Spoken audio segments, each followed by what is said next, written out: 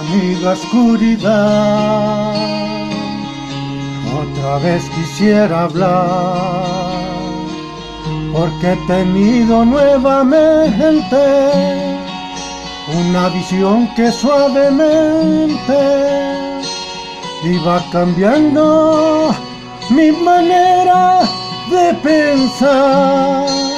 La oigo hablar, la escucho en el silencio. En sueños caminaba yo entre la niebla y la ciudad, por calles frías desoladas, cuando una luz blanca y helada hirió mis ojos y también hirió la oscuridad. La vi brillar, la veo en el silencio. En la desnuda luz miré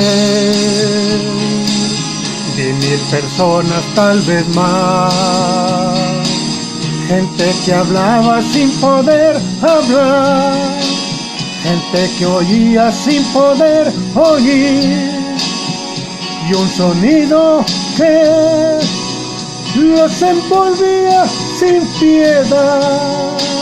Lo pude oír, sonido de silencio.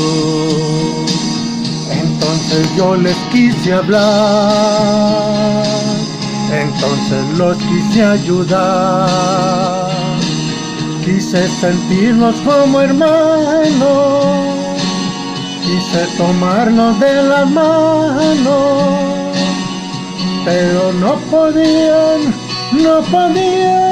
despertar ni entender.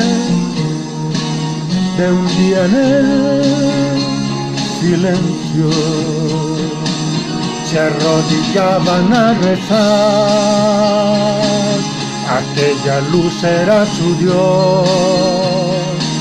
Yo les grité que despertaran, que la verdad allí no estaba, que los profetas